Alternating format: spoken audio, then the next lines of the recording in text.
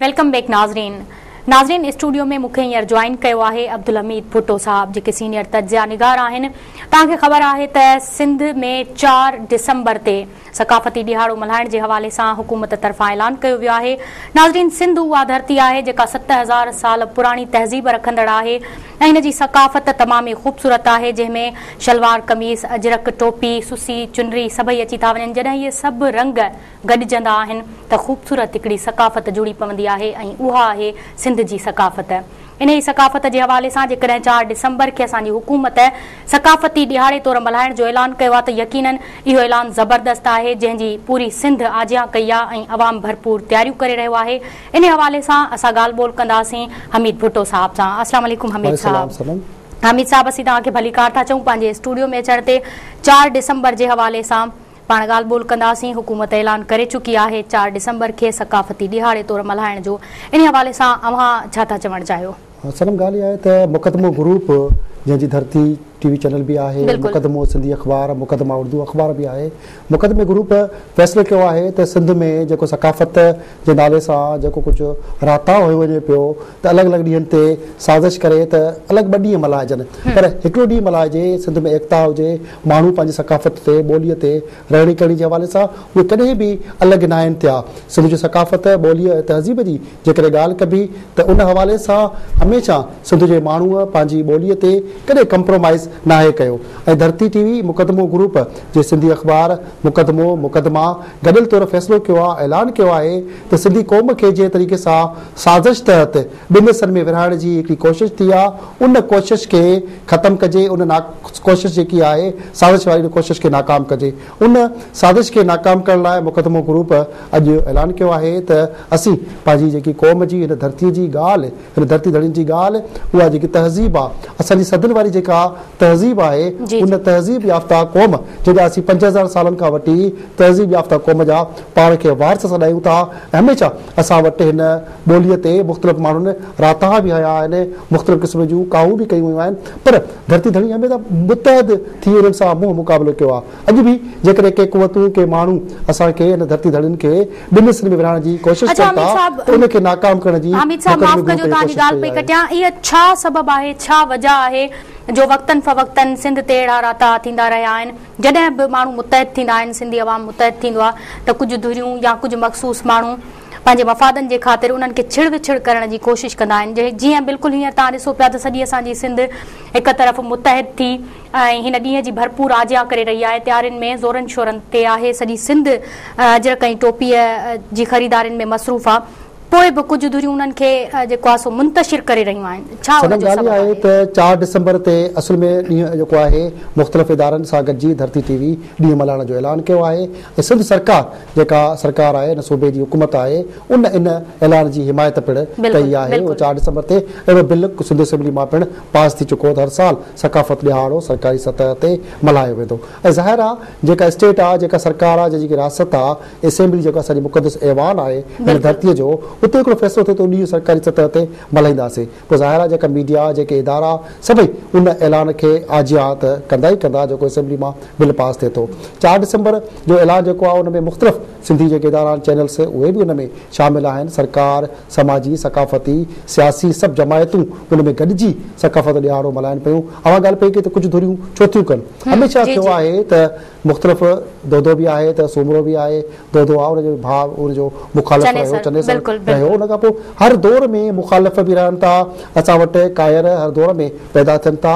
पंहिंजा ई हिन धरतीअ में अहिड़ा असां वटि माण्हू अचनि था जनम वठी जेके हिन धरती जा ख़ैर ख़्वाह न आहिनि, पर केतिरा माण्हू धरती जा ख़ैर ख़्वाह पाण खे सॾाए ऐं धरती जा पाण खे वारस सॾाए पंहिंजा सियासी ॿिया टिया ज़ाती जेके मुफ़ादात आहिनि उन जी जंग विढ़ंदा आहिनि ऐं ॻाल्हि कंदा आहिनि त असीं धरतीअ जी जंग विढ़ूं पिया, पर उहो ईअं कोन्हे। पर हाणे धरती हीअ क़ौम एॾी सुजाॻ थी चुकी आहे, असांजो माण्हू एतिरो बाशऊर आहे, उहो तहज़ीब याफ़्ता क़ौम जो फ़र्द आहे, उहो सभु सम्झे पियो। जेके माण्हू अजया ड्रामा, अजया नाटक करे पंहिंजी ॿोलीअ खे बिगाड़ जे वर चाढ़नि था, उहो माण्हू सम्झे पियो। पर असां हिन धरती टेलीविज़न जे प्लेटफॉर्म तां मुक़दमो ऐं मुक़दमा जे प्लेटफॉर्म तां इहो तय कयो आहे त पाण असां सिंध जे माण्हुनि सां कुलो कुले में मिलाए टोपियूं अजरक पाए सिंध जा जेके वाघ धणी आहिनि उहे पंहिंजी वाघ पाण संभालींदा। बाक़ी ॻाल्हि जेकॾहिं एकता ऐं ॿी हवाले सां थिए पई त एकता जी ॻाल्हि त असां सिंधी क़ौम हमेशह एकता गॾियल तौर ॻंढियल आहियूं। तहज़ीब मुहंदड़ीअ सॼी गवाही ॾे पई त असीं हमेशह एकता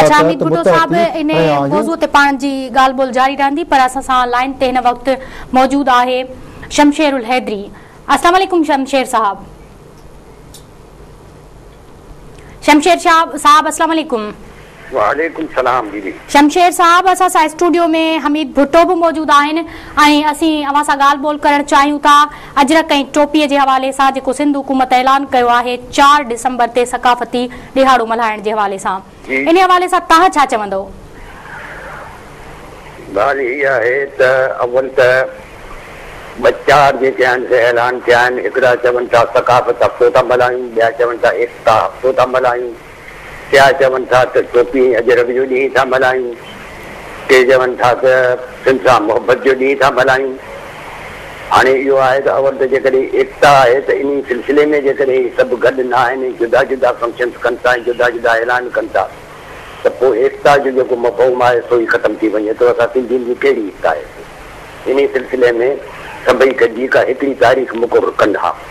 जॾहिं सिंध असेंबलीअ ठहरा पास कयो हो 2009 में सिंधी सकाफ़त जो, त पोइ उन हिकिड़े जेको ॾींहुं आहे तंहिंजी जेका आहे अहमियत सां गुज़िरियल साल खां वठी हलंदी अचे हा त इन ॾींहुं हिकिड़े ते ॾियारो जेको आहे सो मल्हाए छॾींदा, वधीक बहितर हो। शमशेर साईं सवाल इहो पैदा थियो थिए त सिंध असेंबलीअ ठहराउ पास कयो त एकता जो, ॿधीअ जो, सकाफ़त जो, ॿोलीअ जो ॾींहुं मल्हायो वेंदो, पर ख़ुदि सिंध असेंबली ऐं सिंध सरकार में जेके ज़िम्मेवार माण्हू आहिनि उहे उन हवाले सां का मुनज़िम प्लानिंग न करे सघिया। धरती टीवीअ समेत मुख़्तलिफ़ ॿियनि इदारनि अख़बारनि मुक़दमा ॿियनि इदारनि गॾिजी सॼी जॾहिं वरी 4 डिसंबर जी ॻाल्हि कई त मुख़्तलिफ़ माण्हुनि वावेला बि कयूं, अजय ॻाल्हियूं बि कयूं ऐं उन 4 डिसंबर जेको सरकार बि मदद ऐं ख़ुदि उनजी हिमायत जो फ़ैसिलो कयो आहे 4 डिसंबर जो, त इहो अमल कीअं पोइ मुखालिफ़ थी? तव्हांजी ॻाल्हि साॻी त एकता कोन्हे, मुख़्तलिफ़ माण्हू पाण में विरहायल आहिनि, छा सबबु आहे?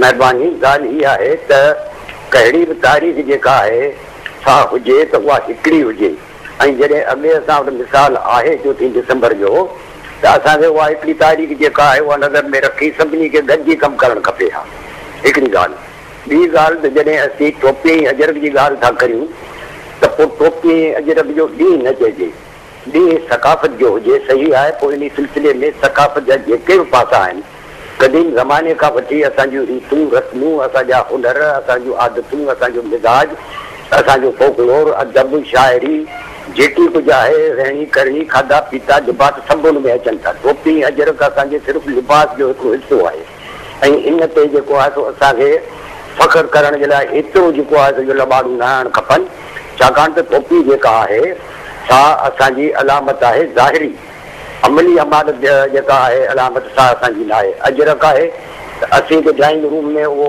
टुकड़ो खणी फ्रेम करे चाढ़े था छॾियूं, चऊं था त सिंधी सकाफ़त आहे, या चादर चाढ़े था छॾियूं जेकॾहिं पलंग ते त सिंधी सकाफ़त आहे। बहिराणीअ में इहो आहे त उहा हिकिड़ी आम इस्तेमाल जी शइ आहे, पटको बि ॿधिजे थो, गोल बि ॿधिजे थी, ऐं गाह जी भरी बि हुन में कजे थी। त इहा शइ जेका आहे सा असांजे शहरियुनि वटि ॿिए नमूने सां हिकिड़ी माना रखे थी। असांखे अमली तरह सां जेका आहे शइ छा करणु खपे, जेके बि सकाफ़त जा पासा आहिनि से कजनि। उहो हिकिड़ो ॾियारो रुॻो कोन्हे, हिकिड़ो ॾियारो इन जे करे मल्हाइजे थो, बाक़ी समूरो साल जेको आहे सो उन ते असीं साॻे नमूने सां हलंदासीं। अच्छा शमशेर साहब अवां चयो त अजरक खे मखसूस कयो वियो आहे, फ्रेम में टंगे रखण या कंहिं कमनि में इस्तेमालु कयो थो वञे। तव्हीं मशहूरु सिंध जा शाइर आहियो, अलाह अव्हांखे वॾो नालो ॾिनो आहे। चवंदा आहिनि त शाइर उहे मज़बूत माण्हू हूंदा आहिनि जेके लफ़्ज़नि ज़रिए माण्हुनि में क़ौम में उत्साह पैदा कंदा आहिनि। छो असांजा शाइर एतिरा मुज़ाहिमती शाइर अॼु मौजूदु आहिनि, पोइ बि ओड़ो उत्साह क़ौम में पैदा न करे सघिया आहिनि जो इहो अजरक हुजे, टोपी हुजे, उनखे हिकु मख़सूस ॾींहं जी ज़रूरत पई आहे? छाजे करे? ॾिसो न, जेका ज़रूरत पई आहे कान्हे, हीउ सिलसिलो शुरू थियो आहे तॾहिं खां जॾहिं असांजे सदर साहब टोपी पाती ऐं उन ते 3 मीडिया जे हल्कनि जेको आहे सो अणवणंदड़ ॻाल्हियूं कयूं ऐं तंहिंखां पोइ इहो सिलसिलो जेको आहे सो अख़बारनि, असांजे अख़बारनि इहो हिकिड़ो ॾियारो मल्हाए ऐं अजरक ऐं टोपी करे हलायो हिन जो बुनियाद जेको आहे सो असुल सकाफ़त ते रखियल कोन हो। इहो हिकिड़ी सियासी ॻाल्हि हुई जेका अवधानी असां वटि आई, असां हुनखे सकाफ़त जे नाले में खयो आहे। इहा बि सही ॻाल्हि आहे, जेकॾहिं हिनखे उजागर कजे त सही आहे। मज़ाहमती शाइर जेको आहे सो अजर कई टोपी जेको आहे सो फ़क़ति अलामत खे नथो खणे, हुन जेका मज़ाहमत कई आहे सा कई आहे जेके साम्राजी जेके इहे पंहिंजो आहिनि हवाला उन्हनि जे हवाले सां, ऐं या जेके ज़ुल्म आहिनि, जागीरदाराणा आहिनि, वॾेराणा आहिनि, या जेके आम माण्हुनि सां नाग थियनि था या सिंसाब बेसाबियूं थियनि थियूं, उन्हनि जा हक़ थियनि था, उन्हनि खे इशारनि में किनायनि में जेके शाइरी जूं रवायतूं आहिनि इन अंदाज़ में पेश कनि था। शमशेर साईं, सवाल इहो आहे, हिकिड़ो सवाल इहो आहे त जॾहिं वन यूनिट जो मसइलो हो, ॿोलीअ जो मसइलो हुयो वन यूनिट में, हुन में अव्हां जो किरदारु ॿोली जे किरदार जे हवाले सां आम रहियो आहे। उन वक़्तु माण्हुनि जी ॿधी एको तमामु वधीक हो। अॼु माण्हू वरी बि ॿिनि हिसनि में विराइजनि पिया त वन यूनिट जी तहरीक खे ॾिसूं या ॿोलीअ जे मसइले खे ॾिसूं, जंहिं वक़्तु हुन तहरीक जी अॻुवाणी बि कई, हुनजा अॻुवाण बि रहिया, उन वक़्तु माण्हुनि जी ॿधी हाणे छा माण्हुनि में एको ॾींहों ॾींहुं छो थो छॾाइबो वञे? असां जेके तहरीक हलाई ॿोलीअ जी या वन यूनिट जी, त उनमें असां माण्हू ॾाढासीं, असां माण्हुनि खे गॾु कयो, उन्हनि खे सम्झायो, प्लेटफॉर्म सजाया, उन्हनि माण्हुनि खे पहुचासीं। हिते जेको आहे मामिलो सो हाणे आहे रुॻो मीडिया जो, त मीडिया जे ज़रिए जेका आहे त मीडिया हिकु ताक़तवर ज़रियो आहे, उहो पंहिंजी जाइ ते आहे। घर घर में टेलीविज़न मौजूदु आहे, अख़बारूं मौजूदु आहिनि, पर तव्हां ॾिसो त मूं अमली जेका आहे सा ॻाल्हि कई आहे त थियणु खपे। ऐं ॾिसो त अख़बारूं ॿोली कहिड़ी थी इस्तेमालु कनि, जेका इहो पंहिंजो न जमो वाहिद जी ख़बर आहे, न जेको आहे सो इहो तस्कीर तानीफ़ जी ख़बर आहे, न उन्हनि जे उचारनि जी मिज़ाज जी का ख़बर आहे। इहे मीडिया जेका आहे असांजी इलेक्ट्रॉनिक, उन ते ॾिसो त हिकिड़ो 10 सैकड़ो बि सिंधी सकाफ़त नथी पेश थिए, बल्कि उनजी बिल्कुलु उबतड़ ॻाल्हियूं पई थियनि, जंहिं नमूने जो असांजी ट्रेडिशन कोन्हनि। जेकॾहिं हिकिड़ा 10 सैकड़ो बि कमर्शियल भले थियनि, करोड़े रुपया कमाइनि था, सही आहे पंहिंजी जाइ ते, पर जेकॾहिं 10 सैकड़ो बि सिंधी उहे नेक ख़सलतूं जेके असांजूं क़दीम रवायतूं आहिनि, जेके अख़लाक़ी ज़ाब्ता आहिनि, उन्हनि खे जेकॾहिं पेश कनि त चङियूं ॻाल्हियूं बि सिंध में आहिनि, या रुॻो इहे आहिनि जेके पेश कनि था। शमशेर साईं, ॻाल्हि इहा आहे त अव्हां सिंधी अदबी संगत जा सेक्रेटरी जनरल मर्कज़ जा बि रही चुका आहियो ऐं अदबी बोर्ड जा बि चङा मुड़ुस रही चुका आहियो, अव्हां सिंध जा सीनियर अदीब ऐं शाइर आहियो। हिन हवाले सां अव्हां जी कहिड़ी ज़िम्मेवारी अचे थी त हिन वक़्तु छा करणु खपे सिंधी क़ौम खे, कीअं एको क़ाइमु थिए, कीअं ॿधी थिए, पंहिंजी सकाफ़त जेके असांजी तहज़ीब याफ़्ता असां आहियूं उनखे कीअं बचाए सघंदासीं, कहिड़ी वाट वठूं? साईं शाह साहिब चयो आहे त ॿुझड़ी आम ॻाल्हिड़ी अचु ओरे तां ओरियां। इहे जेके ॻाल्हियूं आहिनि त ओरे अची पंहिंजाई में वेझो वेही हिक ॿिए सां ओरे सघजनि थियूं, इहे मीडिया जूं ॻाल्हियूं न आहिनि जेके कजनि। महिरबानी, तव्हां पाण जेके आहियो तिल खपण वारा माण्हू आहियो हमीद साहिब, तव्हां ॾिसो त असां में केॾा तज़ाद आहिनि, केॾा फितना फ़साद आहिनि, केतिरियूं साज़िशूं ॿाहिरियूं आहिनि, केतिरियूं अंदरियूं आहिनि, उनखे अमीर पाण सम्झो था। इन सभिनी ॻाल्हियुनि ते वीचारणु खपे। सकाफ़त जो मफ़हूम तमामु वॾो आहे, वसी आहे, उन सभिनी ॻाल्हियुनि ते सोचणु खपे, गॾिजी गोॾो गोॾे में गॾे ऐं का प्लानिंग कजे, का रिथाबंदी कजे, का ॻाल्हि कजे, हिकिड़ी ॾियारो मल्हाए। शमशेर साहब, असां सां ॻाल्हि करण लाइ अव्हां जी तमामु घणी महिरबानी।